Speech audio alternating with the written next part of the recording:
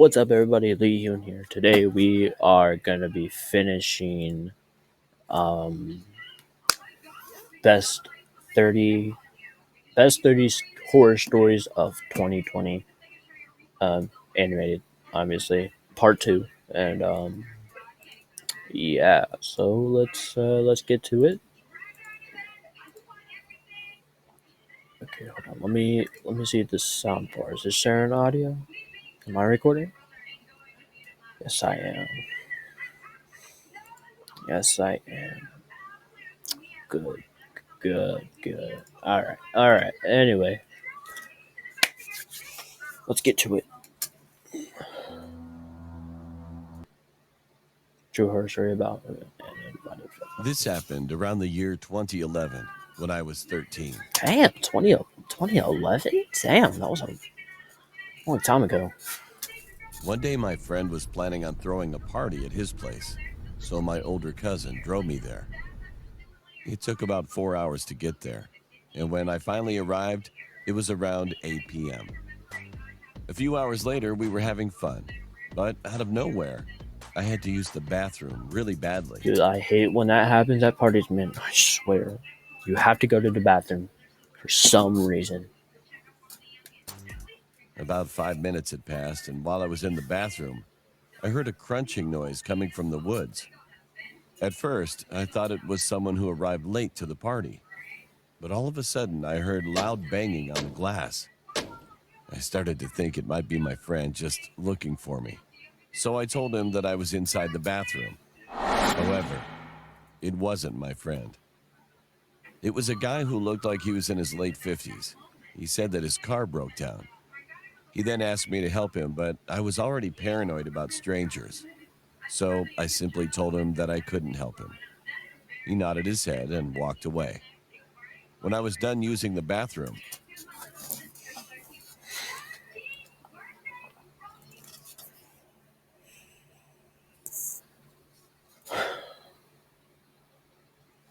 You already know something's up, man. Dude, you already know. You already know something's up. Yeah, I turned that off. So, and if you hear another thing in the background, my cousin G is watching YouTube on my Xbox. He's right there. By the South Korean flag, maybe about like where my hand is right here. That's where he is. Oh, you guys get it. All right, you know what? You guys don't care. So let's get to it. I went back to the room where my friend was. Hmm. I told him what I saw and what the man said to me. My friend looked like he just saw.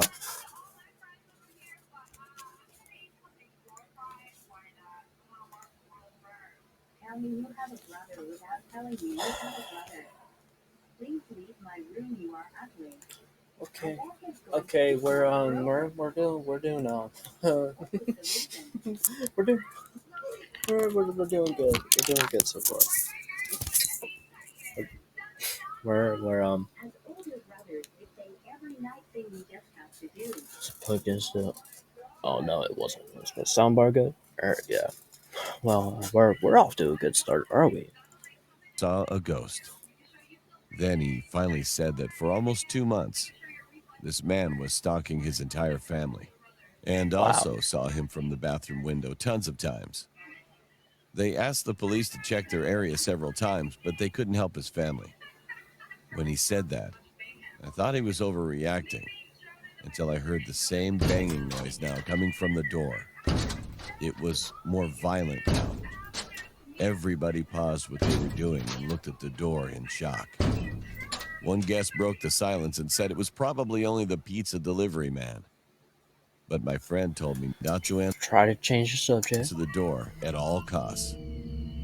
I looked through the peephole, and there he was, the same guy I saw through the bathroom's window. He had a psychotic looking face and was licking his lips nonstop. Licking his lips. His his lips. His lips. Okay. All right. Okay. Um. All right. We all just stood there in silence and hoped that the man would go away. But after a few minutes, I probably shouldn't be watching this at this time because it's 11:20 um 11:23. So the loud noise who came from the cares? basement. The guy threw a brick at the basement's window and crawled through it. Suddenly, it sounded as if a gunshot echoed through the entire house. My friend and most of the partygoers screamed and ran out of the house. I stayed behind along with a few others.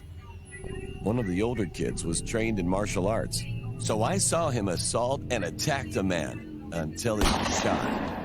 Afterward, the man escaped and ran into the Bro, woods look until he was shot. look at that face. Just look at that face.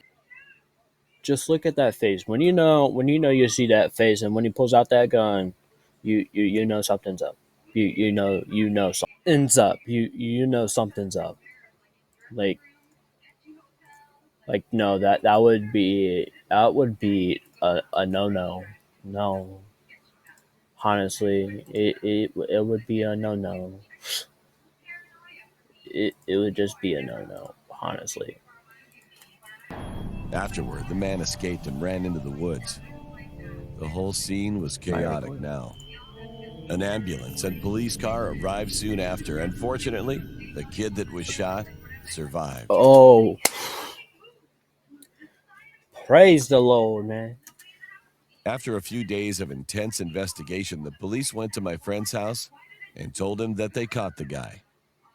It turns out that he was living in the woods. He also kidnapped 3 kids, but luckily they were found in time and set free. But they also found out that he had already killed a few kids already. Wow. So after that, he was condemned to death. Fucking turning head, man. I'm so jumpy. I'm sorry. Just scratch that. For murder. Okay. I heard my mom speaking at night. What? I heard my mom speaking at night. Okay, maybe it could just be a phone call, a phone call. Hopefully. Oh, that's just creepy. Uh-oh. Every night, I hear my mother through the walls. What the fuck?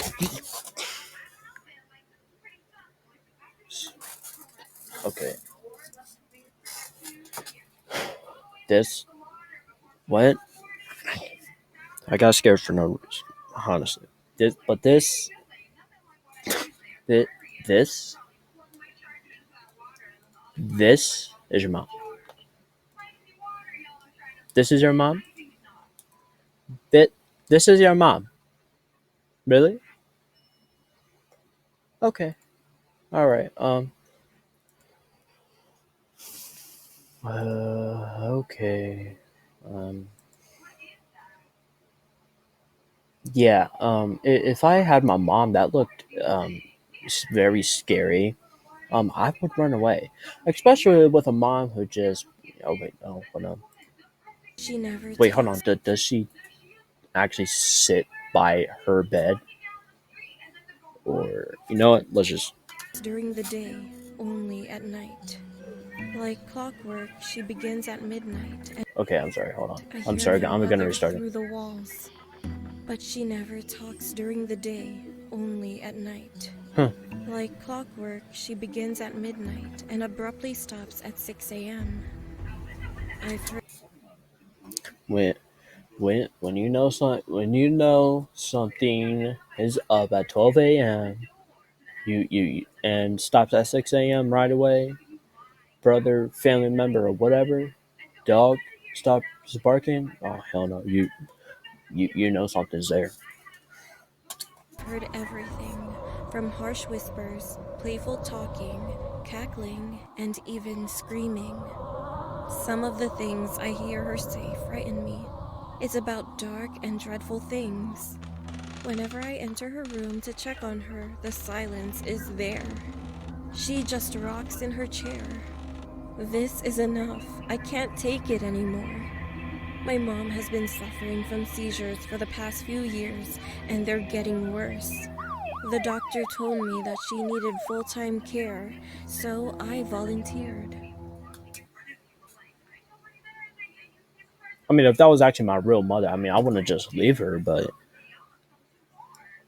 I didn't expect her to have seizures. But if it was a whole different story, her playing Ouija and this happened without her having seizures, no, hell no, I would just run away. Like, no. Even though she has always been estranged, and I hadn't If my mom was creepy, and let's just, you know what, let's just get that over. My mom was creepy, and if this happened, same situation, without the seizures, I would run away. All right, there we told go. her in a decade, I knew she needed me. So I kind She of needs a priest. thought it might be my last chance to stay with her.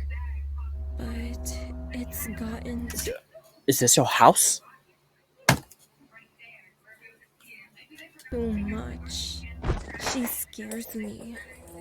She Okay. doesn't even eat. I've tried and tried, but she doesn't open her mouth. I've tried to get her Okay, so it's nighttime, but she can open her mouth to talk, but she, you know, out of her bedroom, or at least out of her chair, but she gets aggressive. So whenever she needs a bath, I bathe her right where she sits. She just rocks in her chair, mindlessly smiling at her closet. She does this all day. I have no idea what I have to do next. I'm about you get your phone, call that priest. That's what you do. to go insane. I can Oh no, handle caring she's about to lose her sanity. for her during the day, but at night I can't anymore. So I finally went to the doctor for some help. I told him that she's been keeping me up at night with her whispering and talking. And I also told him that it's getting too much and she's starting to scare me. But his facial expression while looking towards me was weird. He stared at me like he didn't understand what I was talking about. And what the doctor said next scared me even more. Well, I think you had a bad dream.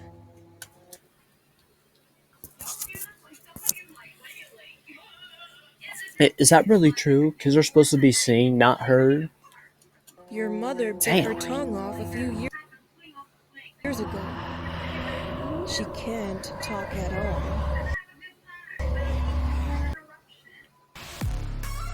KDA, should we show them how we do it every day?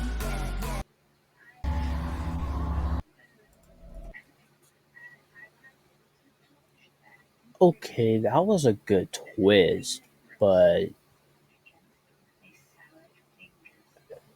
okay. I realized that my best friend doesn't exist anymore.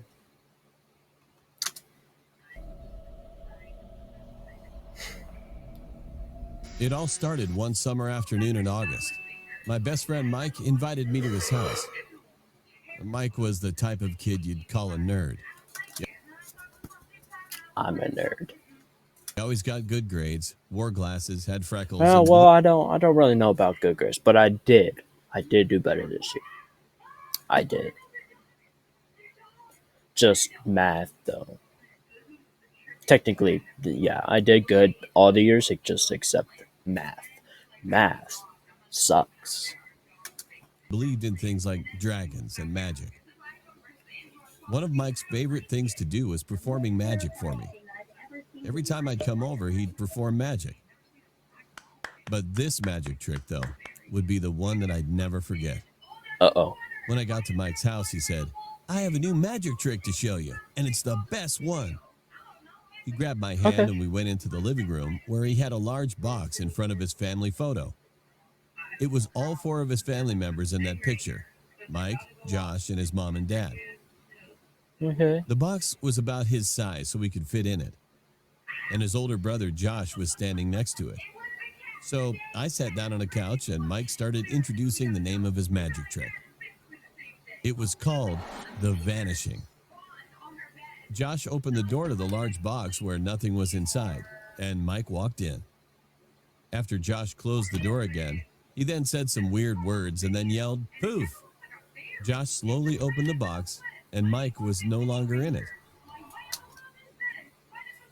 Uh-oh. However, I was in the 7th grade, so I was smart enough to know that under the box was a trap door so he could climb down out of it. Oh, wait. So I looked down at No, the no, the door. bottom No. of the box. That would be a whole different story. You would literally have to cut a hole to do that sort of thing. So But no, to my no trap surprise, door. nothing was there. No door, no secret, no Mike. Huh. Just at that moment, my mom called and said that I need to come home right now. I said bye to Josh, grabbed my backpack, and yelled, "Nice trick, Mike. Gotta go." Everything was fine, just until the next day. The next day, Mike didn't invite me, but I thought of going to his house again. I ran up to his house, stood in front of the door, and rang the doorbell 3 times. His dad came out and said, "Oh, hello. Nice to meet you." He acted like that he'd never seen me before. It was weird, but I asked, "Good afternoon, sir. Is Mike home?" Then I could see his confused face, and he answered, "Mike? Who is Mike?"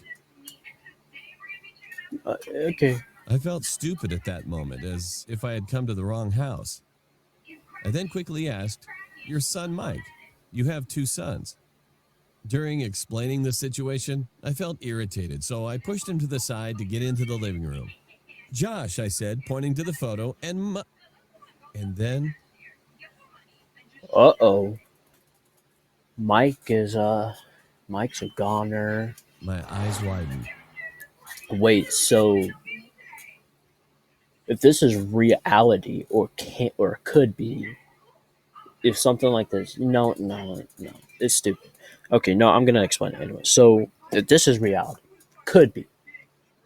If you disappear, your parents forget about you, and then your friends comes over and says what he just said, pushes, and yeah, but no, whatever. Mike wasn't in the photo. I was pointing to nothing, which would have been where Mike should be standing in that picture. I panicked and I couldn't believe what was going on here. I then said, "You're your son, Mike. He has good grades and he's good at magic." Oh, the box. I thought that everyone was playing a prank with me or something, but he looked extremely confused and even terrified. He looked at me as if I was some kind of lunatic. So I ran upstairs to check the box, and I opened the door thinking that I must be dreaming. The room was full of bookshelves and beanbags, all in a circle. What kind of international dimension are you in? It was just a cozy reading room. I was horrified.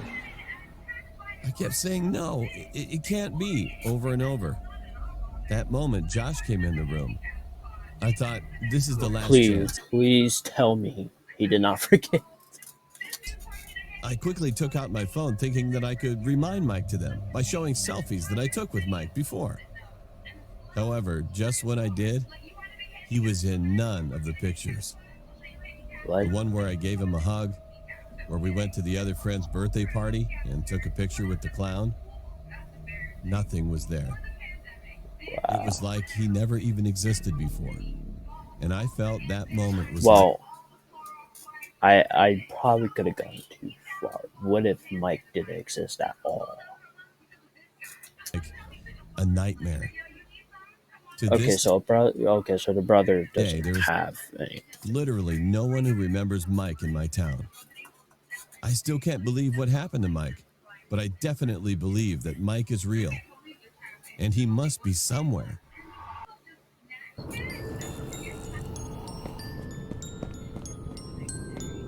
Hide. Oh.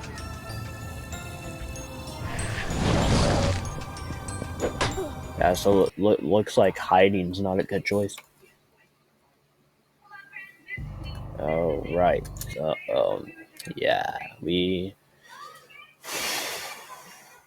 all know where this is going. Just please don't be a creepy girl. My name is Caitlin. Okay, alright.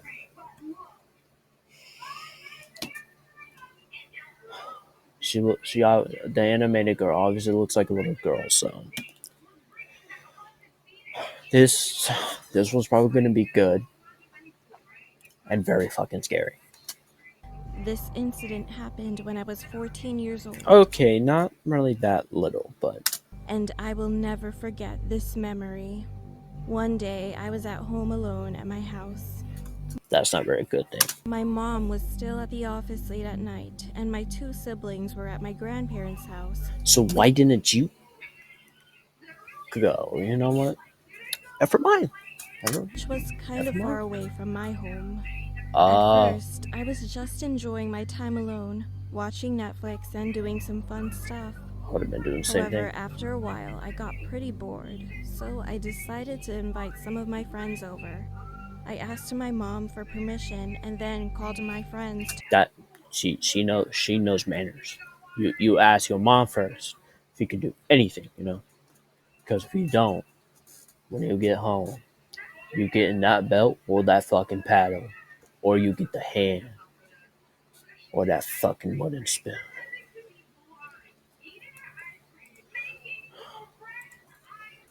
That fucking wooden spoon. I hate the wooden spoon. I hate the fucking. I got the wooden spoon when I was a kid. It was not fun. To invite them over. A few moments later, while I was waiting for them, I heard a loud bang upstairs. I was sure that there was no one else upstairs. Oh shit! You can see those sweat marks and shit. So I stood up She's and getting looked nervous. upstairs with an anxious look on my face. When I was near the stairs, I could see that one. She's walking like she's an actual anime character. Just look at the hair. Look at the hair. Look on my face. When I was near the stairs, I could see that one of my dolls. Could you guys agree with me? Or I must be bluffing. Well, not bluffing. That would not be the correct word. I would be insane because I'm crazy that I think she's looks like an actual. You know what? Fuck it. I picked it up, and when I straightened my back, something caught my attention. Uh-oh. A little girl was standing upstairs. Well, I could feel that she was staring at me, even though I couldn't see her face clearly due to the darkness. Do not show fucking eyes. I was terrified, and then someone rang the doorbell. I ran to see who it was, and luckily, my friends had arrived. Oh, thank God. Thank God. It was yes! Yes! You read my mind. Moment of relief that my friends came over at the right time. Soon I got my mind off of the girl I saw. We sat down in the living room and had fun talking with each other. An hour later, one of my friends suggested that we should take some pictures together. So we gathered around one another. We took several selfies while laughing. Wow. So we gathered around one another. Oh, okay. She's doing the duck lips and animation. I thought she was just looking all pissed off and shit. Never mind. We took several selfies while laughing and I was talking about this girl. If you know what, fuck it. Later, as we scrolled through the pictures, we she found saw something. There was a little girl standing behind our couch. Still faceless. What made us even more terrified was the fact that she had no face. I mean, her face was just an empty darkness. No eyes, no nose, and no mouth. Oh. Being terrified. Okay, I thought something was gonna happen. Cassie to delete that picture right away. However, she said that something was wrong with her cell phone. I snatched the phone out of her hands and tried to delete it. But no matter what we tried, we couldn't delete the picture. Then we heard loud thumps.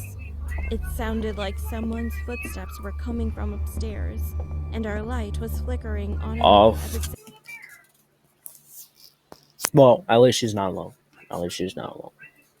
same time. We thought that we couldn't But she could be alone though. stay inside anymore, so we rushed outside in a hurry. One of my friends, Christina, suddenly pointed at my bedroom window and said that there was someone in there. I raised Dude, my imagine if you've been living there for the past 14 years since you were a baby. Same room, everything. Not sleeping in your dad's room or in mom or dad's room. Like, oh, hell no. Imagine that little girl just watching you as a baby. Oh, fuck. No. eyes up and followed her finger, and there she was. It was the same faceless girl we had seen in the picture. My friends and I screamed. I called my mom and explained everything. My mom couldn't believe what I told her, so she made me calm down and said that she would be home in 5 minutes. After she arrived home, she searched the entire house, but she couldn't find any trace of the girl. I hoped that it was just our imaginations. However, we soon It wasn't. decided to move out of the house because I kept seeing the girl after that incident. We finally moved, and from then on, my mom never wanted me to be home alone, so I always stayed with my siblings. I still have no clue why the girl haunted me, but I think it was because she wanted us to get out of the house. Well, I'm just glad that I don't see that girl in my new Oh, house. come on. Okay, this is big. Ray's shadow agents Hey, made me okay, here's the thing, though, dude. I don't care. I just don't care. I don't. champion, and everyone can get it. Hey, Me? yeah, anyone can Anyways. get it. Don't care. Not trying to sound like an asshole. These ads are just interrupting my video. Oh shit! What did that say? In my new house.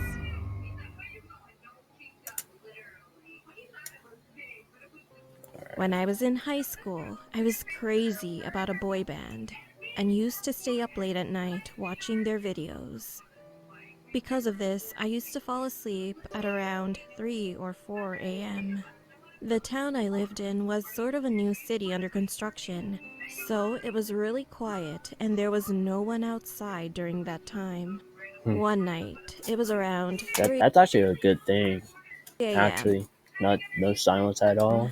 I suddenly heard a woman singing outside. It was an old song, and the strange thing was that the woman was singing just one part of the song over and over again. She didn't move on to the next section. She would just start singing, pause for a minute, and then continued singing again.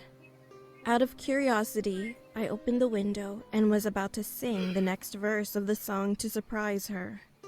However, before that, I sent a She text disappeared. message to my friend. Hey, someone is singing outside and keeps repeating the same part. LOL, should I sing along with her? Not long after, my friend responded, No. and then I had to shut the window quietly because I was terrified. The text Dad say go. said, "Don't do that. That's a ghost." When ghosts find someone to harm, they first sing and then wait for the person to sing along.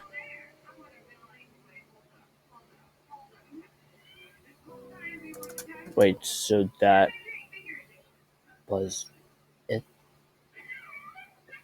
My True Horror skateboarding story. Animated.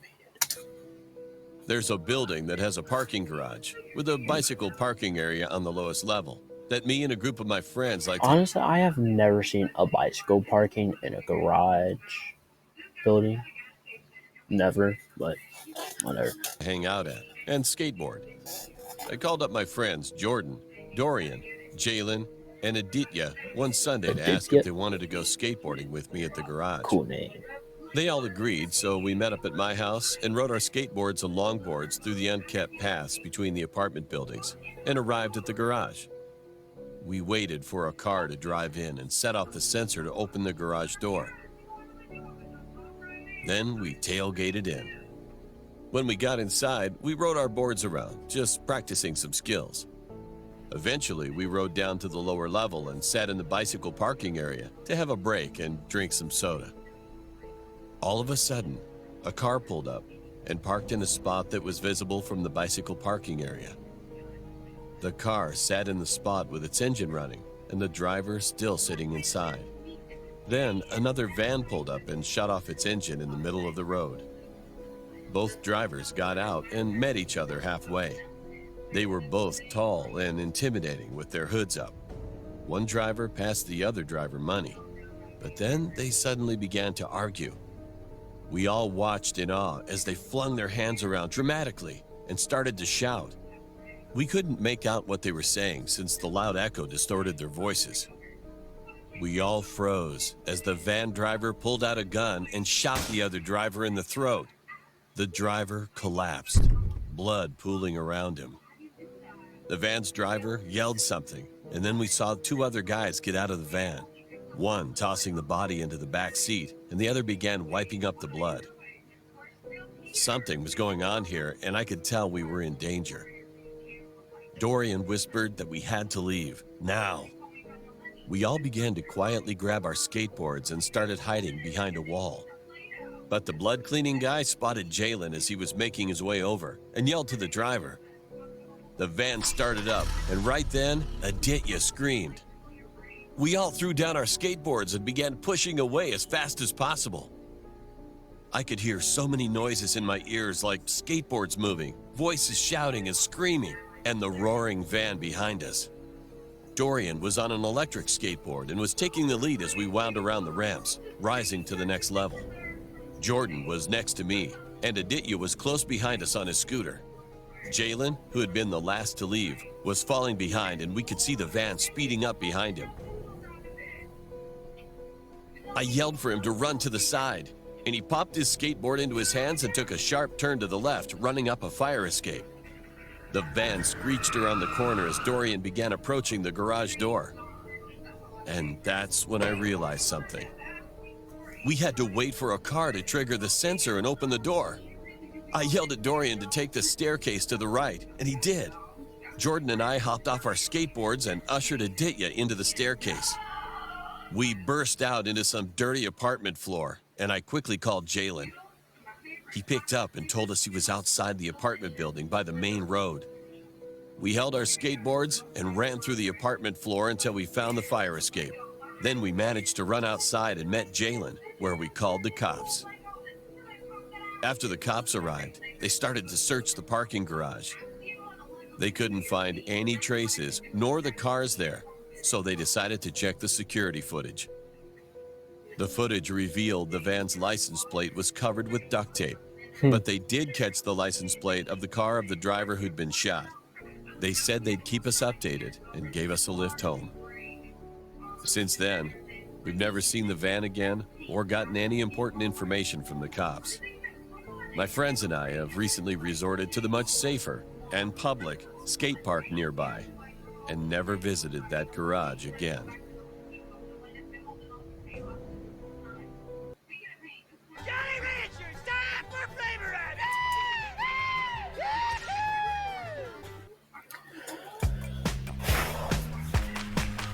Okay. Alright, well, that was fun.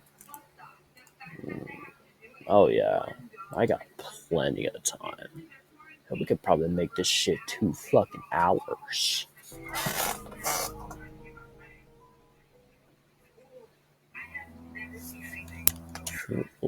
Okay.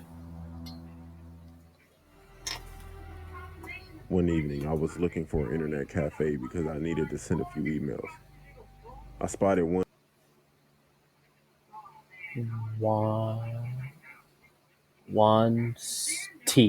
Monty. in an old building. The sign said it was on the 6th floor. When I walked through the entrance, there was a dark hallway that led to a small elevator. I pressed the call Korean button, and when the doors opened, I stepped inside. In a lot of Asian countries, many buildings do not have a 4th floor. The number 4 is considered bad luck because the word 4 sounds almost the same as the word for death. When it stopped and the doors opened, I was about to step out when I realized that something was wrong. The hallway was in total darkness. By the light emanting from the elevator, I could make out a random piece of furniture covered with white cloth. It looked like it hadn't been touched in years. I thought I might have gotten off on the wrong floor, so I checked the buttons, but none of them were lit up. There was nothing to indicate which floor I was on. Just then, I noticed something moving at the end of the darkened hallway. I couldn't quite make out what it was, but it looked like a person dressed in some type of gown. The figure was moving slowly down the hallway towards the elevator. It creeped me out, and in a panic, I started pressing the closed door button. All of a sudden, the light in the elevator flickered and turned off. I was plunged into the pitch darkness. I was so freaked out, I almost wet myself. Just as I was about to lose it completely, the lights flickered back on. The doors closed. The elevator jolted back to life and began to ascend again. I breathed a sigh of relief. When the doors opened this time, I was at the internet cafe. Want C, not T. I get those two characters. Over to the counter and told the girl who worked there and what had C, happened. not T. As she listened, her face grew pale. She said that some of the customers and a few of her co-workers had experienced the same thing. She had never experienced anything herself, but she told me about the history of the building. Apparently, the 4th floor had been a hair salon at one time.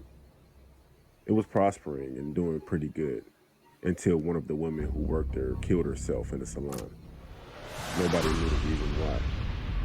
The salon continued to operate, but they were plagued by weird and inexplainable events. Sometimes when customers were having their hair washed, the water would turn as red as blood. Other people claimed that when they looked in the mirror, they would catch glimpses of a ghostly figure standing behind them. When they turned around, there would be no one there.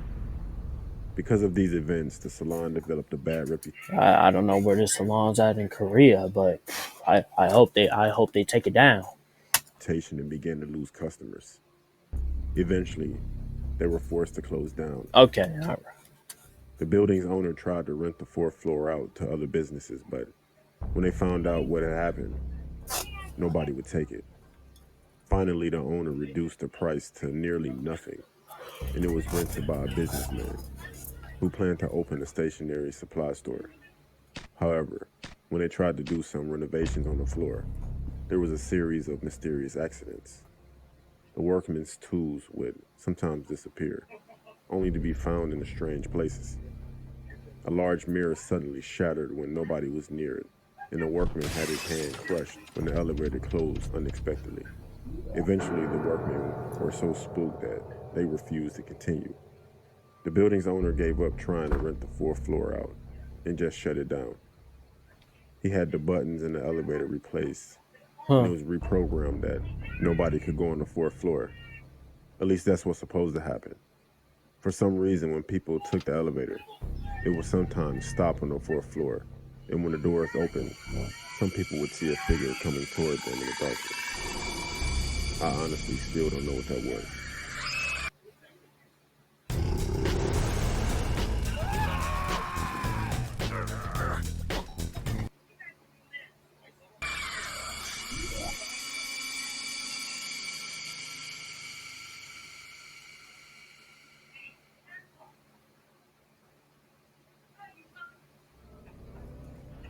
I'm someone who goes on the deep and dark web constantly. It's not what people think, where it's evil and overpopulated with crazy people. That's only a small percentage of the dark web.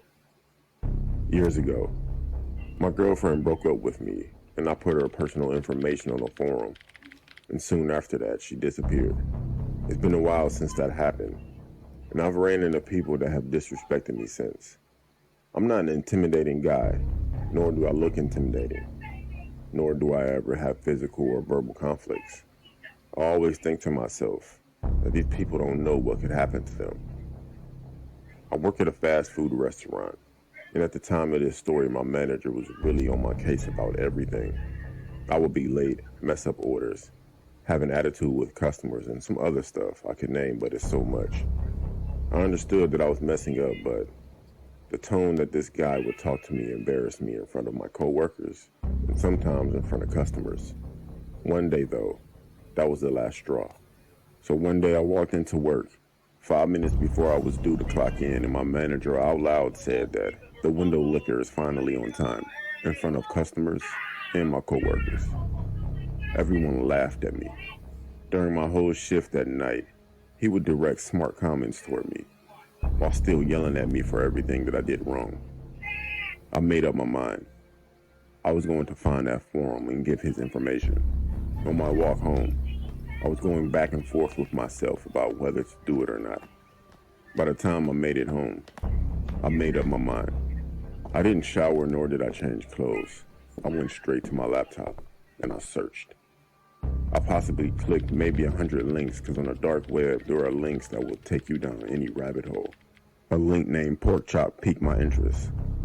When I clicked it, I was directed to an About page. It only said 6 words. We find it, we chop it. And another link that said, here's an example of what we do. I clicked it, of course. As soon as I clicked on it, the picture went to the point of view from an old school camera, with the date and time in the corner of the screen. The person behind the camera approached the man and followed him. A few minutes go by, and the man noticed what was happening. He turned around and approached the camera while yelling and screaming at the person for following him.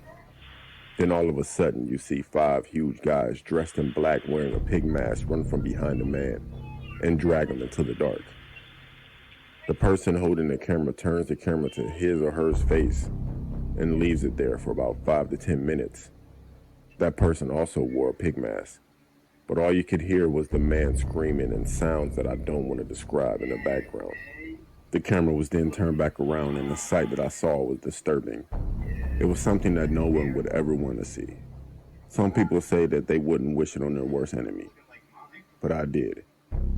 After the video was over, there were links. One said pork and the other said chop. I clicked on the pork and it prompted me to put in a code.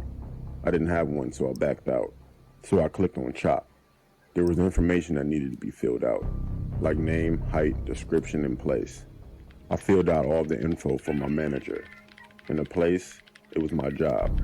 I submitted the form. At the end of the screen, it said, see you soon. 4 days later, while at work, my manager approached me and decided to apologize for the way he treated me and offered to give me more hours and said that he will work with me more often because he sees potential in me. A few hours later, it was close to the end of the night. My manager helped me with the trash and took it out for me. As I were putting chairs on top of the table getting ready to mop, I looked outside and saw my manager looking over at something, but he looked worried. I moved to get a better look and I saw what he was looking at. He was surrounded by 6 people in a pig mask with weapons in their hands. I ran outside as they swarmed him, except for one person. He had a camera. I forgot all about these guys, and then I put his information on the website. I ran outside as they approached him. He looked at me for help, but I ran back inside and called the police. It took them 10 minutes to get there. When I looked back outside, what I saw was the most disgusting thing I've ever seen. I wish I could get the image out of my head. Between the time of me initially seeing them, calling the cops, and running back outside, these guys were gone, but my manager was still there. I went to his funeral the next week. The next day I received an anonymous email that had the whole video. They were watching him this whole time he was on shift. I don't know how they got my email. I never provided any of my information. Till this day, I still feel sick because my manager was starting to be nice to me that day. I can't go back on the dark web.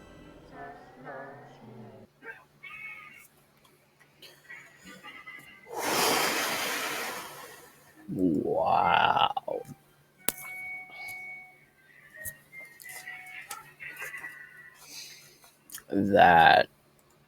Wow. So I'm gonna put this on so there's like light so you guys can see me.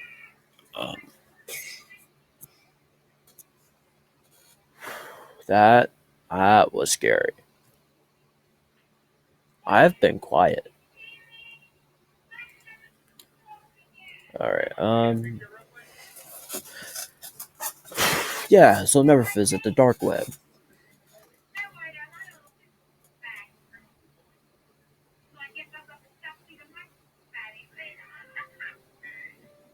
Oh shit. No, it's going too by too fast. Fuck. Okay, 3 short scary stories. Okay. Pictures of the mountain cabin. Okay. This happened to my older brother. When he was a college student, he joined a mountain climbing club. One day, he went climbing in the high mountains located in South Korea with 3 of his club. Bro, South Korea's the shit. Why is Sean there? Sean is the Chinese character for mountain. I think it's the same thing in Japanese too. I don't know. Club members. The mountain was so high up that they couldn't climb all the way up in just a day. So they decided to stop by one of the mountain cabins in the mountainside and take a rest. It was a 2-story cabin, and unfortunately, the electricity was disconnected that day. Well, you know, people usually don't go to sleep early on days like that. So my brother and his friends drank a lot of alcohol, turned on a flashlight, and accidentally lit it up towards the wall. On the wall, there were framed pictures of the 1st, 2nd, and other mountain guards. Everyone was giggling because of the face in one of the pictures. Then they fell asleep. The next morning, when my brother woke up, he noticed that 2 of the club members had already gone down the mountain, and there was only one left behind.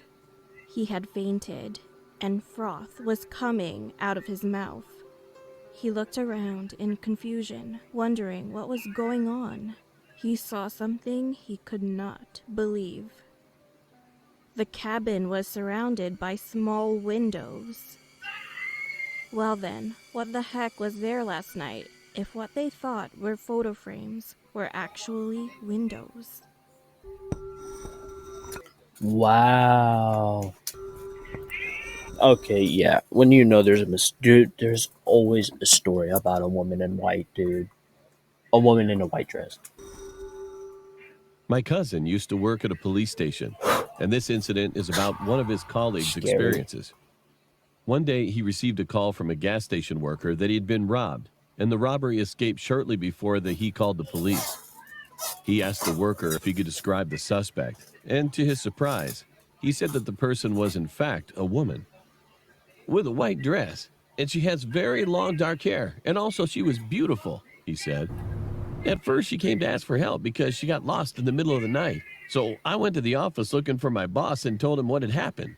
We then went back to the cashier together, but when we came in, she was no longer there, and all the banknotes were also not in the cash box.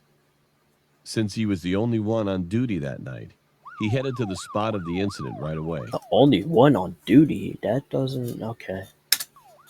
As he drove toward the gas station, he soon entered a darkened section of the highway that was surrounded by forest. He was driving in the middle of a gloomy highway until he noticed that a woman in a white dress with a very beautiful looking was walking along the road in the opposite direction. Okay. He passed her accidentally, so he began to slow down the car and turned to check again if she's the person that the worker had described to him before. Then he turned the car in her direction, stopped next to her, and got out of the car immediately. "Ma'am, I need you to get on the car right now." As they were driving to the police station, he asked her some basic questions like why she had to steal the money or something else. However, the woman didn't say any word to all the questions while she was sitting in the back seat. She just looked at one point all the time until they arrived at the police station. Her behavior was pretty weird, so he thought that the woman might have some kind of mental problem. He then decided that he would not have any further conversations with her. When they arrived at the police station, they started to investigate her, and all of a sudden, she said that she would return the money the next day if they let her spend a night in a prison cell. Because she kept insisting that she had nowhere to go, he and other cops were confused by her comment.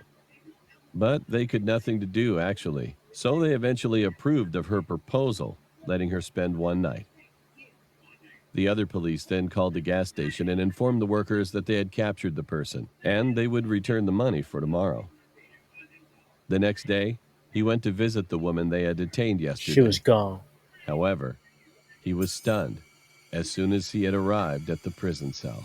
She hung herself. In the cell, they found that her roommate's face was all scratched, and his body was hung from a wall nail. Where the fuck does she get nails from? And the bills, which they didn't see yesterday, were all tucked in his pockets, roughly. The wall next to him was painted in blood, saying, "I'm returning my debt."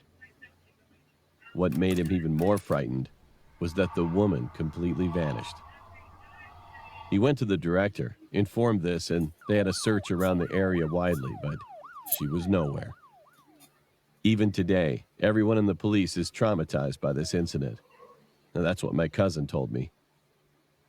How could anyone escape from a prison cell avoiding the cameras recording or anything? She was a ghost.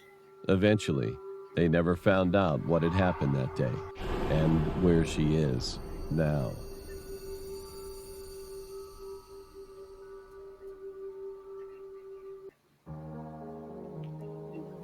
All doing Amazon delivery.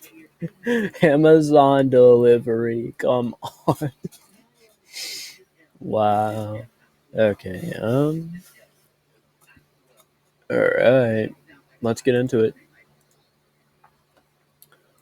Let's see here. Holy shit, I'm 45 minutes in.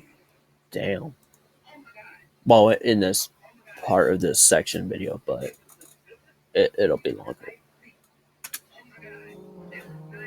So the video captured I already got is 7 minutes long now, and yeah, this will probably be longer than all the other 1 hour My name videos. is Nikki, and I'm 19 years old. This past December, I got myself a Christmas temp job working at Amazon, helping with deliveries. It gets pretty busy around that time for deliveries, obviously, because it's Christmas. Yes. Right away, I hated the guy I was helping with deliveries. His name was Frank. To describe him, he was a bit overweight, didn't shave well, and his hair was short. I didn't like him because he was very rude and seemed like he was in a bad mood all the time. And I would be in the van with him most of the time, making deliveries, and it was very awkward.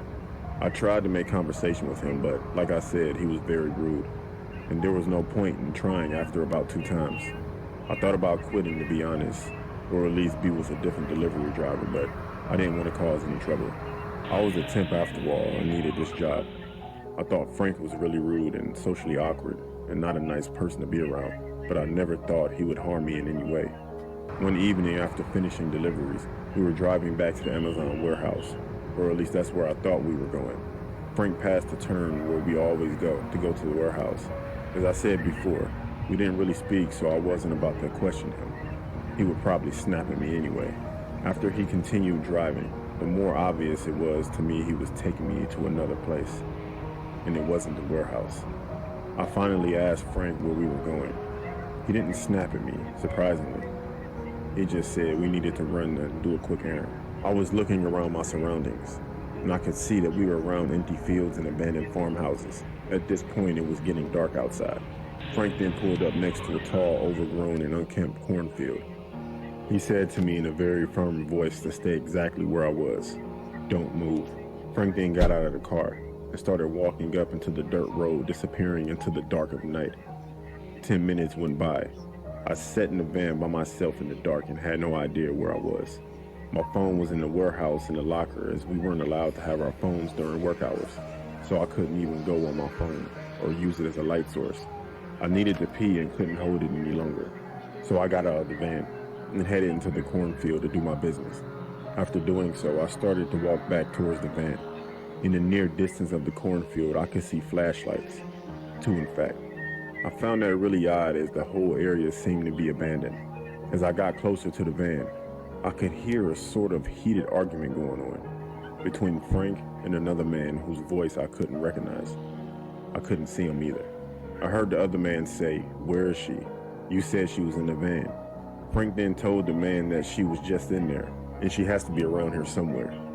The other man said to Frank, "If we don't find her, you're a dead man." That's what those flashlights were.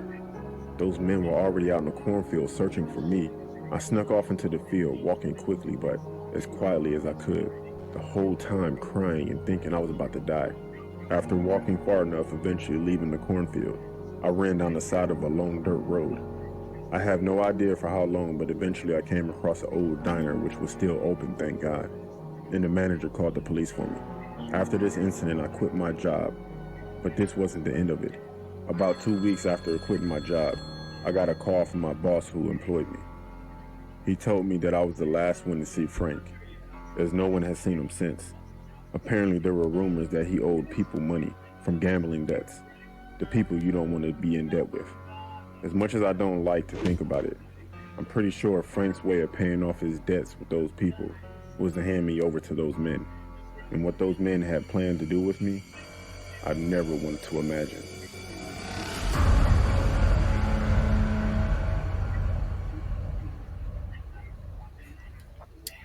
Well, all right. That's cool. This incident occurred when I just turned 12. Mm-hmm. It was a big day for me, since we were going to throw my birthday party. Everyone in my house was busy decorating inside. A lot of my friends and all my family members were supposed to come, so I was pretty excited at that moment. Later on, almost everyone had arrived, and I was waiting for two girls named Saya and Alania. They were twin sisters whom I just met a few days ago. We weren't actually that close to each other, but I thought they were nice and fun to hang out with. So I invited them the day I met them on the street, and they laughed and said that they would love to come. In fact, I didn't really think about them and forgot about those twin sisters soon, since I was enjoying the gifts I got. A few hours went by. I heard a loud knock on the door suddenly, and when I opened the door, the twin sisters, Saya and Alania, were standing there and smiling. "Come on in," I greeted them and tried to invite them inside. However, one of the girls said, "We weren't expecting this many guests." At first, what she told me seemed pretty odd, but I didn't think much of it because they were too shy and didn't like being around too many people. So I introduced them I'm kind of that way too, but to everyone in the house. yeah, I start getting used to it. Everything was fine until that moment. Not long after, they came closer to me saying that they have my present. It was the cake they made. It looked like a normal cake, but smelled really bad. And it looked like it was rotting for a long time.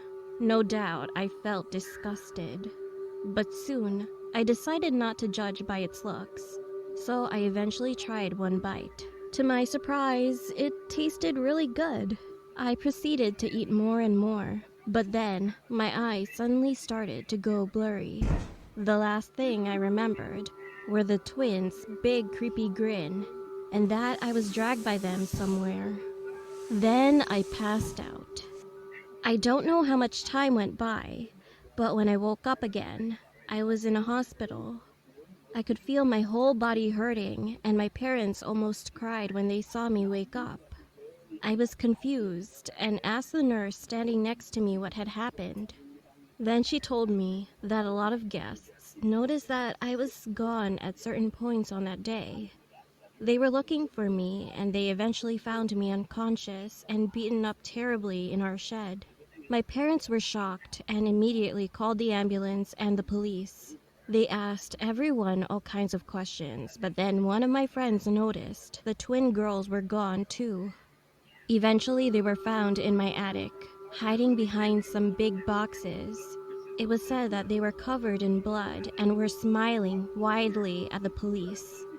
It turned out that the girls put the heart and the guts of a dead sheep, some small bones, and even thin, small needles in the What kind of freak shit? Okay. cake I ate.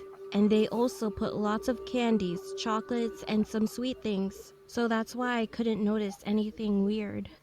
It is said that the girls had escaped from Honestly, that is actually kind of smart though, but damn, that's just weird. Damn. juvenile a few days ago. Wait, hold on, what? It is said that the girls had escaped from juvenile a few days ago, exactly on the day I first met them. Fortunately, I didn't swallow any of the needles. Thank God. But I had to suffer from food poisoning badly for a while. The doc told me I was very lucky to survive.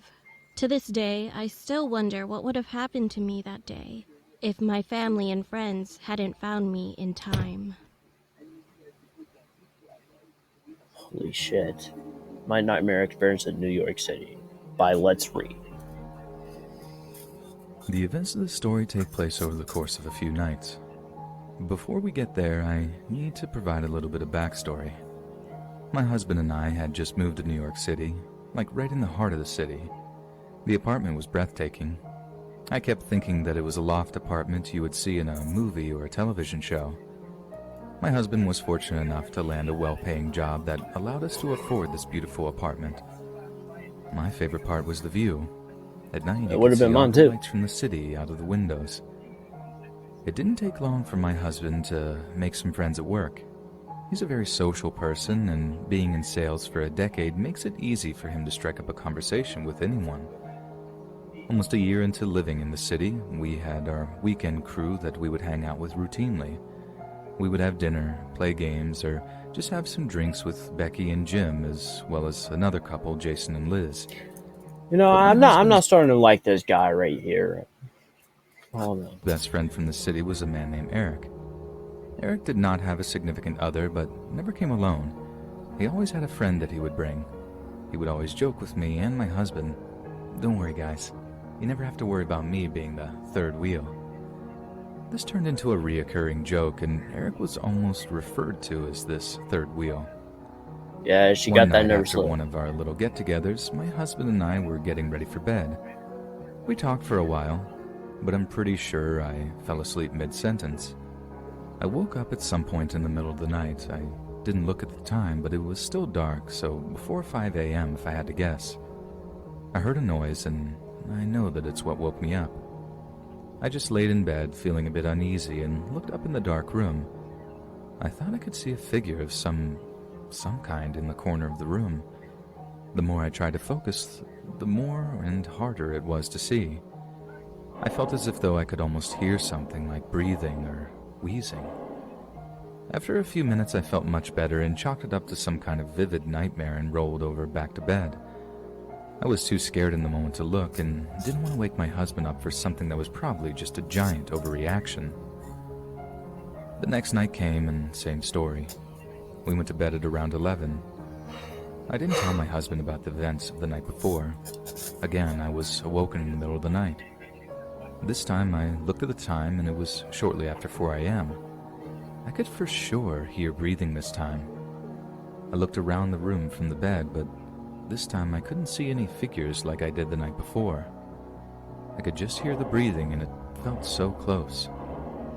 I tried waking up my husband, but he was out cold. I didn't try awfully hard because he had to wake up in about an hour for work. I didn't sleep well the rest of the night, and I woke up with him in the morning and did not want to stay in the bedroom alone when he left. I moved to the living room and slept on the couch for a couple of hours. The day was miserable. I couldn't shake the weird feeling for the entire day. Around 2 in the afternoon, I took a shower. When I turned the shower off and was drying my hair in the bathroom, I heard something from outside the bathroom door. I froze in paranoia in the bathroom and listened with my ear to the door, but heard nothing. Finally, I worked up the courage to leave the bathroom and felt a minor moment of relief when I was in fact still alone in the apartment. Shortly after 5, my husband came home from work and I told him about the events of the last 2 nights.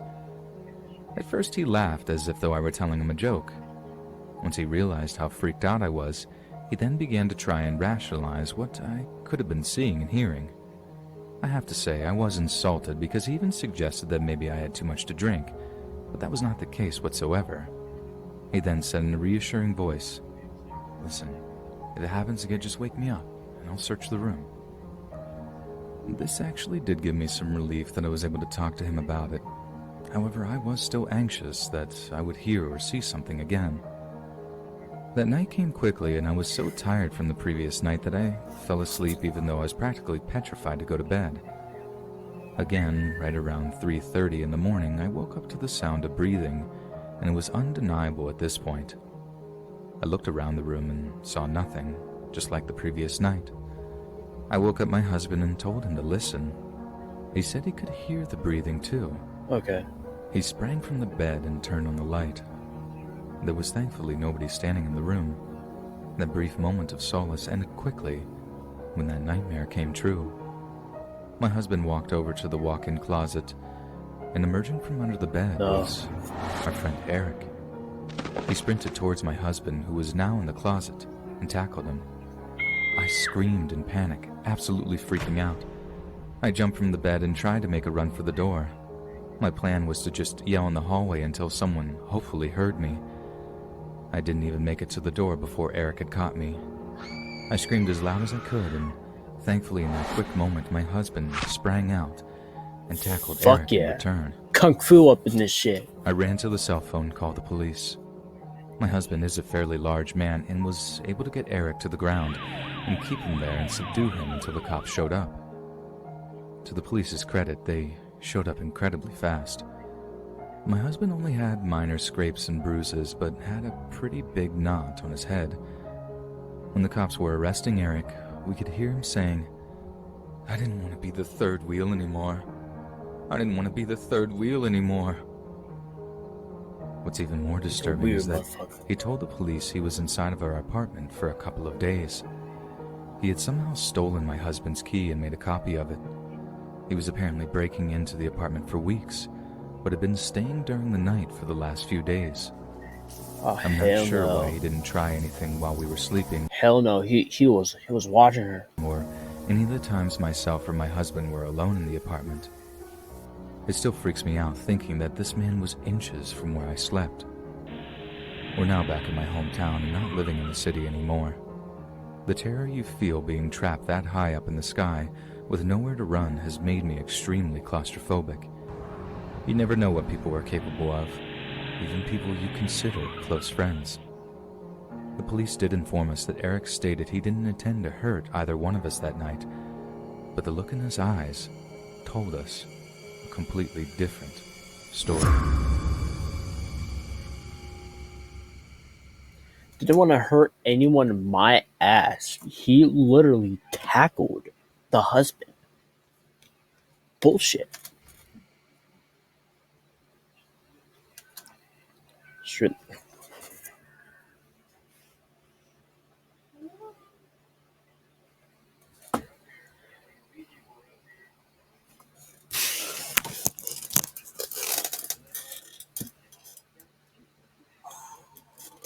I heard a Ouija board on my Xbox on the TV, and he's asleep, so he won't see none of that shit.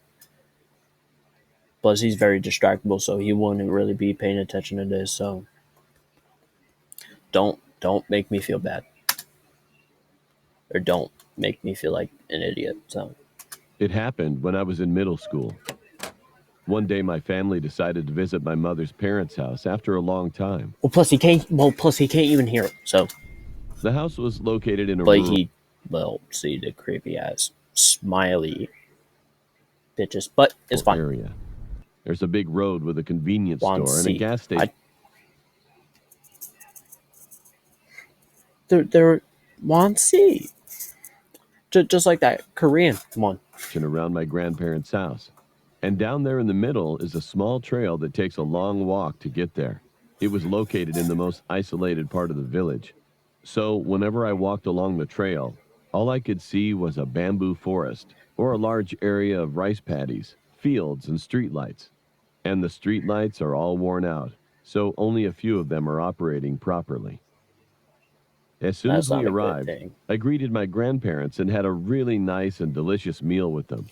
Dude, grandparents, man, they make the best meals ever. Just so damn good. It was pretty good then. The next evening, all the relatives gathered at my grandparents' house. My parents and others said that they were going to see the nightscape of the night sea with my grandparents. But at that time, my cousin and I weren't interested in that much, so we decided to stay at home. We were chatting for a while, and it suddenly started to rain. Then my mom called me to check the door and go to bed early, saying that they were going to stay the night in one of the relatives' houses because it was too late to go back. So we were sitting back and chatting and watching TV. Some kinds of that after checking if we locked the door well. After a while, my cousin kept pestering me, saying that he's hungry. I said, "Hey, would you like to go to buy some snacks together?" There's a convenience store over there. No, I'm scared to go out right now. Well, my cousin was such a coward boy. And in my case, I wasn't scared at all. I could walk at night or watch horror movies by myself. Dude, don't walk at fucking Eventually, night, I man. ended Well, up I mean, it could happen day or night, but just don't walk at night because you got technically a 90% chance of getting kidnapped, and during the day, and well, you know what? Night 100% chance of getting kidnapped, and during the day, I would maybe say about 50%. Yeah. ended up coming out alone to get some snacks for him. Light drizzle was falling at that time, so I left the porch without an umbrella and stared at the trail. And at that very moment, I felt really weird. I got goosebumps at first. However, I soon ignored it and went straight to the convenience store to buy some snacks. I mean, everything was fine until then. As soon as I left the convenience store, the rain poured heavily. Holy crap, I should have brought an umbrella. Mumbling like that, I started to rush to the house. At that instant, the lightning suddenly flashed. Oh, fuck. Slowly frightened, I started running faster. When I reached the middle of the trail, I saw the muddy road and the broken streetlights. And something was dropping over the muddy road. I couldn't Shit. see it clearly because it was too dark around, but something like a pebble kept falling under the streetlights. Oh. And when I looked up at the streetlight, my heart literally sank. I saw a silhouette of a person hanging upside down on a streetlight and holding on its column. It was a woman, and she was hanging like a monkey. You know what I mean. I was so surprised that I couldn't try to run away, just stared blankly at her. At that moment, there was another flash of lightning, and every time it flashed, the woman's face was clearly seen. Her crying face, smiling face, and a face with no expression. Looking at that face, my body was cold and stiff. I couldn't move my legs at all. The lightning stopped soon, and I couldn't see the woman anymore because the surrounding of the trail was dark again. I then started screaming and rushing toward home. It was then she was laughing out loud. Shoot, if I turn around, she'll kill me, for sure. I ran like a crazy person, and when I got to the house, I screamed, hitting the front door with my body. My cousin came out, opened the door, and asked me if I saw a ghost or something. But I couldn't tell him what I saw because I was afraid. I was thinking if I should call my parents to come over quickly. But somehow, I didn't think they would believe me. So I just thought I might have seen something wrong, and eventually decided to sleep like that. But I couldn't sleep well that night. I kept feeling weird. There was a bamboo forest right next to the window in the room, and the sound of bamboo leaves hitting the window was so creepy. Feeling uncomfortable, I turned to the window. And there was someone else. Someone was standing by the window looking inside our room. I couldn't scream again. Covering myself with blanket, I was shivering and thinking I shouldn't move. But then I heard a strange sound of a song. I didn't know exactly what song he was singing, but his trembling voice gave me goosebumps enough. It has been singing like that for a while, and then it started knocking on the window. Open the door. It was neither a woman nor a man. Knock, knock. Open the door.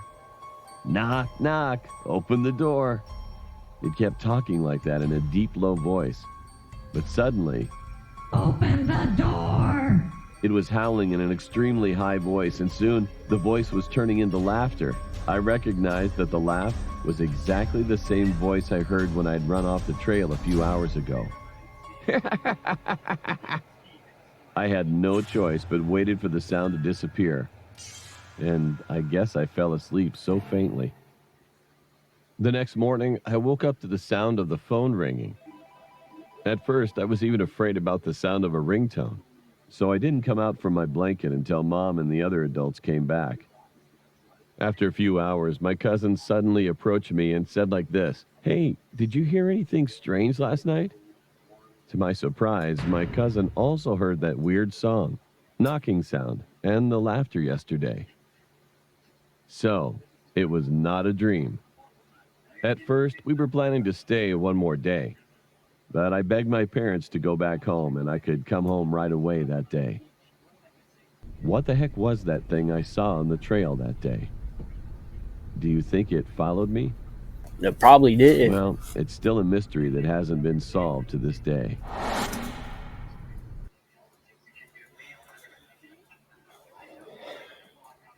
Damn. Daddy, I agree with you. Okay, yeah. Okay, so we're not gonna continue that. So hold on just a minute. I will do this in a part 3 tomorrow, and I have to record like hell tomorrow because I'm going swimming tomorrow, and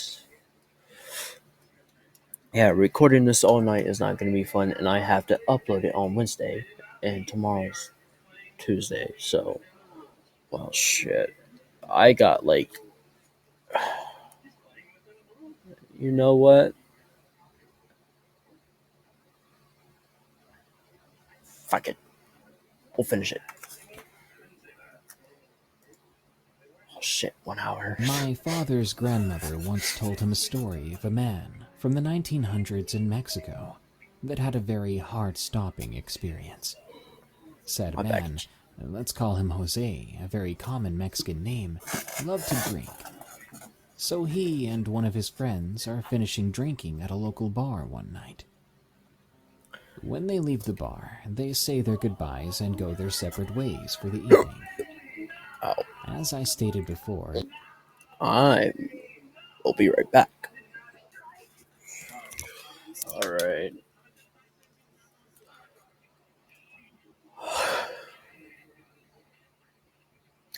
Let's get this video over with. Yes, I did turn on the light because I'm scared. If you guys are saying something about that, but who knows if you guys are watching. Alright, recording sound bar is good. So yeah, I think. Let me. Oh yeah. All right. Hey, you guys can hear me. Okay.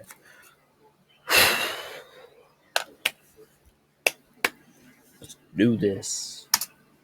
Mexico in the 1900s. For most people, you either traveled by your own 2 feet or by horse. Yep. Luckily for Jose, he had a horse. So off he went, back to his home late at night, taking the dirt trails. Along the way, he passes under a bridge. As he comes out the other side, he begins to hear what sounds like a child crying. He stops and gets off his horse. He looks in the direction of the crying. He soon finds the source of the crying. It's a little boy crying all alone. He asks the child if he's all right. I'm lost. Can you help me? Jose, of course, agrees to help the little boy, so he picks him up and places him on the rear of the saddle. He gets back on, and then they're on their way. As they travel along, Jose feels the little kid poke his back a few times. So Jose asks what's the matter. The young boy responds, Daddy, look. I grew teeth. When Jose looks back, he's face to face with a horrifying sight.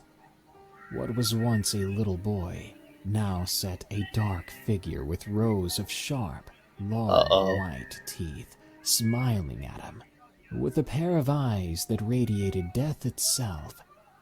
Turning white with fear, Jose's only reaction was to pull back the reins of the horse which causes the horse to fall backwards. Luckily, he didn't get caught in the middle and just fell off the back.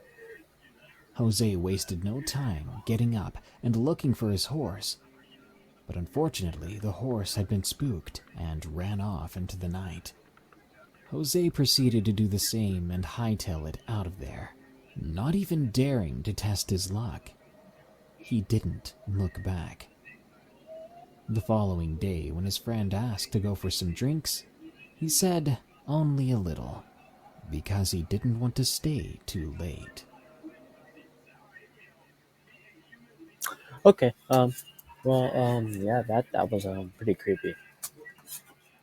So, yeah. Sure. Okay. The apartment. I moved into an apartment a few years ago. Our new house seemed a little dark, and it was still chilly in the middle of summer. And after moving into the house, my family conspicuously began to act a little strange. One day, my parents were in the living room sitting and watching TV. Что? And something was weird. Say what in Russian? My dad was laughing with his eyes and mouth wide open. Okay. Laughing like this. And my mom was giggling like crazy. However, I was very young at that time, so I would often copy that figure, thinking that was kind of play for adults. And let me guess, they just look back and say, "What are you doing?" Other day, they would have a conversation lying down at the kitchen table. Should we go now? No, later. No, we should go now. Something like this. I began to get scared and decided to try some sort of exercising spells that were popular in my elementary school at the time. It was a way to shout, "Go away, you lala," 3 times before going to bed. I know it's kind of childish, but anyway, it was one night after I did this a few more times. I was about to sleep, and as soon as I lay down after turning off the lights, my parents came into my room. I felt something was not good, and being scared, I was in my bed covering my face. And they sat next to my bed, one by one. Dad sat in that narrow gap between the bed and the balcony door and whispered in my ear, "What was that? Why did you do that?" He kept whispering the same thing, and I had no choice but to pretend to be asleep with fear. Long after, I heard the door open, and when I opened my eyes to see if my parents had left, there was my mother. She was kneeling on my desk and smiling widely at me. Screaming, I ran out of the house on that road, fainted after a long run on the road, and was eventually found by the police passing by. After that, we had received help from our relatives and moved to a new apartment. That's kind of some scary shit. Damn. One day, I had a nightmare while I was sleeping. Just realizing that I had sleep paralysis, I squeezed my voice and called my wife. And she immediately ran from my side. "Honey, are you okay?" I replied to her, Take my hand." However, the left door opened suddenly, and I could see my wife was running toward me at that moment. She held my hand, asking if I was okay, and I felt a moment of anxiety, so I turned my head to the right with all my might. The woman who ran at me at first, she was not my wife, of course. She was looking at me, dancing strangely on the spot, and jumping beside me as if she got too excited. My wife soon turned on the lights. As soon as the lights came on, she disappeared from sight. Who was that woman? What the fuck? True Scary Discord horror. Okay, I don't know anything about Discord. I know it's a gaming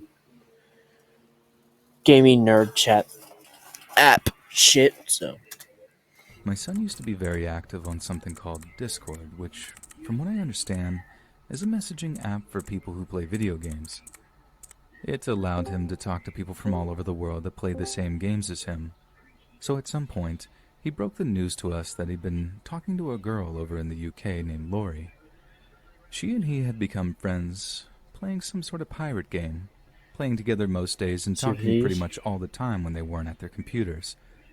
And eventually, he just up and asked her if she wanted to be his girlfriend, and she says yes.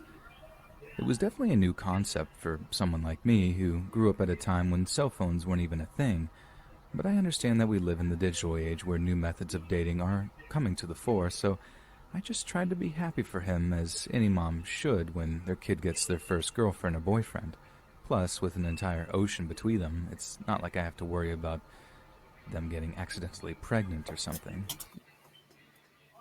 However, one Sunday afternoon, my son emerges from his boy cave for what seemed like the first time in days, walks into the TV room where me and my husband are sat, and with a very concerned look on his face. We asked him what the matter was, and he just kind of shrugs, tells us everything is cool, and then just kind of wanders out again. So as you can imagine, me and my husband give each other a look as if to be like, what was that about? My husband gets up. What's up his ass?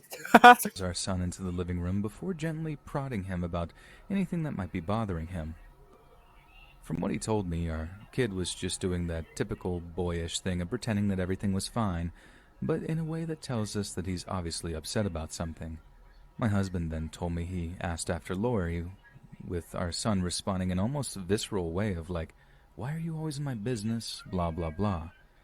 He'd obviously touched on a sore subject, so our general conclusion was that he and Lori had broken up, and he just didn't want to talk about it. We weren't about to press him on it, so we kind of just left him to it to get over and move on to someone new. Let me guess, he killed himself. No. But over the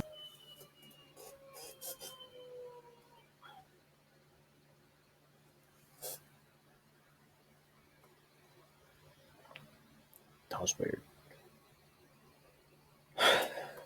The guy on the TV was making coyote sounds or some shit, and it was kind of annoying, so I turned it off.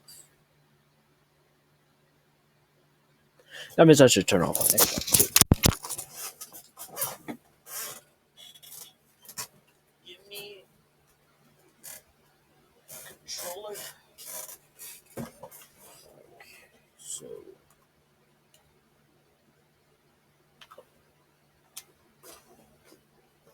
Okay. Alright, so let's. Yeah, don't tell me he killed himself, mate. Don't tell me next that. month or so, our son seemed to get increasingly depressed. He'd spend more and more time up in his room, only ever coming out to go to school or eat dinner and then just retreating. That's basically what I do. I mean, I hang out with my family, but I'm not like him. So I'm usually more editing videos and playing games and listening to music. You know, I could listen to music on this and on the computer, but back to his little boy cave. Like I said, we figured this was because he'd split up with his internet girlfriend, but one time my husband was walking past his room and blatantly heard him talking to someone via his little voice chat Discord thing, addressing them as babe and, at one point, Lori. she's okay. So they did not break up. So she's technically controlling him, making him feel bad. They're probably fighting. But, I mean, it would be obvious because he's sad, so... So apparently they're still talking at that point, but we still assume that they were having relationship issues, putting it down to the fact that they were like thousands of miles apart. I know long-distance relationships don't work at the best of times, even when people were just a few states away from each other, but these kids had an entire ocean separating them, so God knows how hard that must have been on them. Only, as we came to learn, that wasn't exactly the problem. It was something much, much darker. So as I said, our son seemed to be getting more and more depressed over the course of the month, and it got so bad that at one point that me and my husband discussed getting him a therapist or something to nip the problem in the bud before it could morph into something less easy to deal with. Yeah. But suddenly, out of apparently nowhere, he just perks up.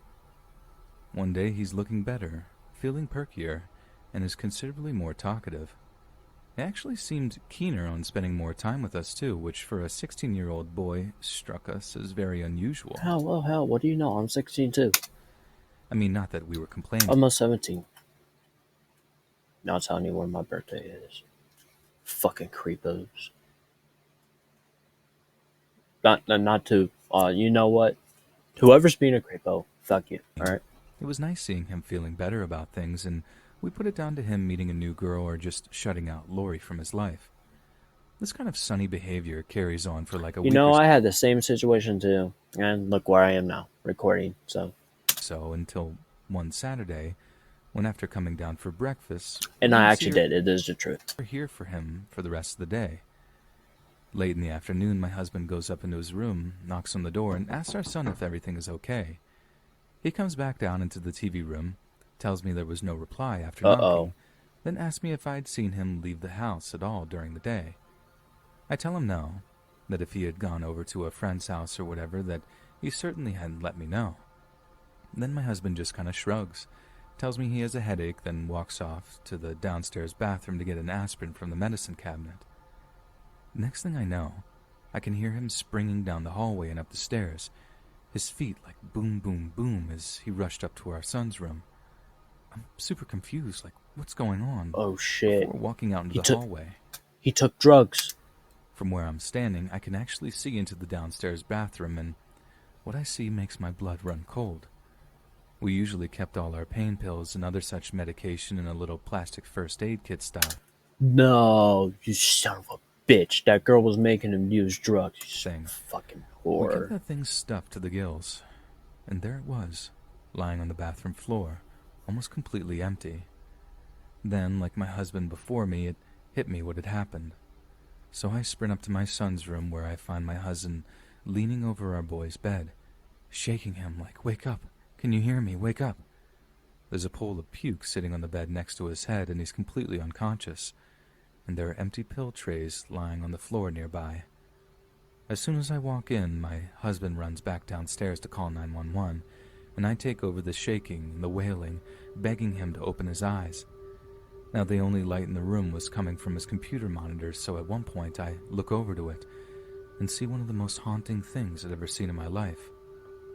On the screen is a webcam window from the Discord thing I mentioned, and it displays the body of a young girl that's just kind of dangling in midair. It took me a second to realize what I was looking at, but when I did, I almost screamed the house down. She was hanging from something. I tried not to look. That's her girlfriend. That's his girlfriend, isn't it? Really did. I just tried to focus on my boy as his dad ran back upstairs with emergency services on his cell. I should have told him not to. Dude, you need to quit making those. Dude, this is so fucking messed up. Holy shit. If your girlfriend, very first girlfriend, warning, she probably might be fake. She tries to tell you to do shit like this, don't do it. And if she's gonna end her life, that may be temptation upon you, but don't do the drugs. Honestly.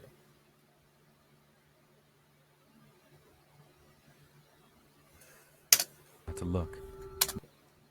You know what? Never mind. I was not thinking about it. But I was just distraught. Shut up. I could barely speak as he walks back into the room and starts describing our son's condition to the dispatcher on the other end of the line. He's frantically talking away when he does pretty much the same thing as me, turns around to see the webcam window open and the girl's body hanging on the screen. He just froze and stops talking, long enough for me to be able to hear the dispatcher say, "Sir, are you there, sir?" At which point he snaps out of his daze and carries on talking to the person on the other end. It was he that then had the same presence of mind to turn off the computer, all the while giving the EMTs her home address and begging them to arrive as quickly as possible. Our son was taken to the hospital where he promptly has his stomach pumped. We stayed all night, waiting in the visitors area, and when a doctor finally approached us with an update on our son's condition, I found my heart racing as I prepared for the worst. but thankfully we'd gotten him to the hospital just in time. Praise the Lord. He survived. Barely, but the same couldn't be said for the girl on the computer screen, who we assumed was this Lori girl he'd been in the long-distance relationship with. When our son woke up and saw us in the hospital room, he burst into tears. He apologized over and over again, and we all just cried it out together. He then proceeded to spill his guts to us about what had happened, and I honestly couldn't believe my ears. It turned out that they'd formed a kind of pact together just the week before, right around the same time he seemed to have perked up in that funk he was in. Apparently, that was what did it. That she and he had figured out a way to escape the pain they were suffering, and that the revelation had been some kind of boost to him, as morbidly insane as that sounds. We went ahead with booking him into therapy, and he's doing much, much better now. Good. We don't monitor his online activities, as he figured he'd just find a way to subvert us, but we definitely don't allow him to have a computer in his bedroom anymore. And since then, me and my husband have made an effort to acquaint ourselves with the darker corners of the internet, and believe me, there are some days I wish I hadn't. Because my God, are there some horrendous things out there, things I wish I'd never seen, and that I'll never be able to get out of my head. So they formed a pact to technically just kill each other. No, that's stupid. Holy shit, the video is done.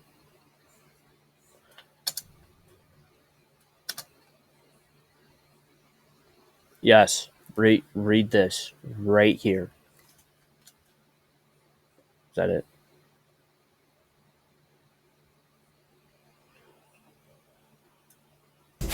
We're done.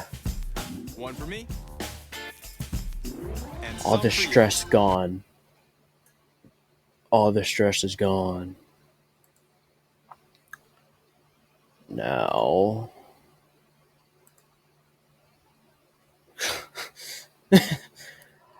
I have, so this is one.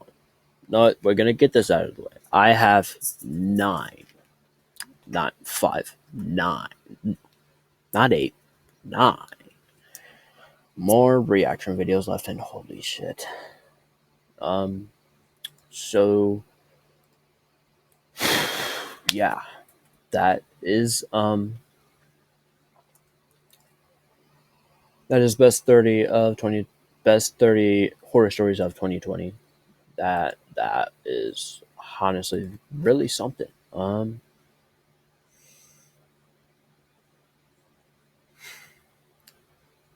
That last one though, like honestly, why form a pact to kill your own self just because your girlfriend wants to do it right now? No, you don't do that. You don't form pacts. You don't form blood shit. You don't, no. You don't do that. Because if you do, then shit's going to get real. Because your friend is going to ask you to come in the woods or something. And you guys are going to be, and that friend who originally had the idea of the pact, blood formation, whatever the fuck it is, and he has to watch you do it too. So you're kind of fucked too. So anyway, hope you guys enjoyed it. Like and subscribe, and I'll see you in the next video. Bye bye. This video is long. Holy shit. I wanna be rapped. I wanna be the top. I wanna be rocked. I want it on mine. I wanna be rich. I wanna be the king. I wanna be me. I wanna be king. Oh boy, let me see. I got a big dream. Yeah. 매일 설레지 내가 어디까지 가지. 정신없이 달리다 보니 어느새 여기까지 왔지. Yeah. 발밑에 그림자. 고개 숙여 보니 더 커지잖아. 도망쳐봤잖아. 따라오는 저 빛과 비례하는 내 그림자. 두려워 누구나는 게 너무 무섭지. 아무도 말 안 해줬잖아. 여기가 얼마나 외로운지 말여. 나의 도약은 추락이 될 수 있단 걸 이제 알겠어. 때론 도망이 차선이란 걸. 사람들은 뭐 말하지 저 빗속은 찬란한 내 근데 내 그림도 안 되는 더 큰 나를 삼킨 괴물이 돼저 위로 또 위로만 가다 보니 여긴 어디로 더 위로만 가는 신호는 무사히 바람대로 높게 날고 있는 순간 저 내려지는 빛에 더 커진 그림자 Please